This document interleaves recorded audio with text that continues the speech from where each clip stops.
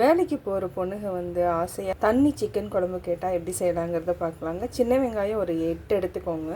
3 வரமிளகா, 1 டீஸ்பூன் அளவுக்கு நம்ம மல்லி விதை எடுத்துக்கலாம்.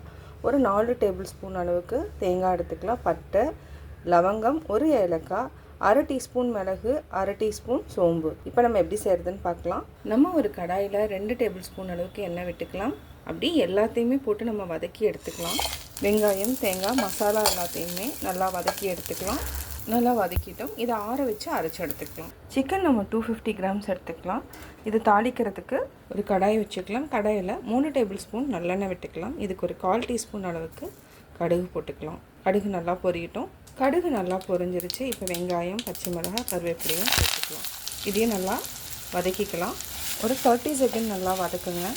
வெங்காயம் நல்லா வதக்கியாச்சு. இப்போ நம்ம தக்காளி சேர்த்துக்கலாம். ஒரே ஒரு தக்காளி சேர்த்துட்டு தேவையான அளவு உப்பு சேர்த்து வதக்கிக்கலாம். மல்லித்தூள் 1 டீஸ்பூன் சேர்த்துக்கலாம். சிக்கன் மசாலா அரை டீஸ்பூன் சேர்த்துக்கலாம். அரை டீஸ்பூன் தனி மிளகாய் தூள் சேர்த்து நல்லா வதக்கிக்கலாம்.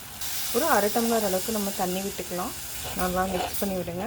பச்சை வாசனை போனதுக்கப்புறம் நம்ம சிக்கன் ஆட் பண்ணிக்கலாம். மஞ்சள் தூளில் வாஷ் பண்ணி வச்சுருக்கிறோம். இந்த சிக்கனை அப்படியே ஆட் பண்ணிட்டோம். இதையும் சேர்த்து நல்லா மிக்ஸ் பண்ணி விடுங்க. இது ஒரு 3 மினிட்ஸ் வந்து நல்லா குக் ஆகணும். 1 டம்ளர் தண்ணி சேர்த்துட்டோம். தண்ணி சேர்த்துட்டு இப்போ மூடி வச்சுக்கலாம். பார்த்திங்கன்னா 2 மினிட்ஸ் நல்லா கொதிச்சிருச்சு. இப்போ நம்ம அரைச்சி வச்ச பேஸ்ட்டை ஆட் பண்ணிக்கலாம். இதுக்கு நம்ம கொஞ்சம் நிறையா தண்ணி விட்டால் தான் டேஸ்ட்டாக இருக்கும்.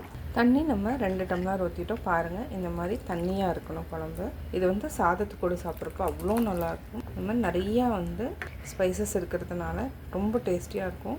இதை வந்து ஒரு 5 மினிட்ஸ் லோ ஃப்ளேமில் வச்சு நல்லா கொதிக்க வச்சுட்டு கொத்தமல்லி தழை தூவி ஆஃப் பண்ணிக்கலாம்.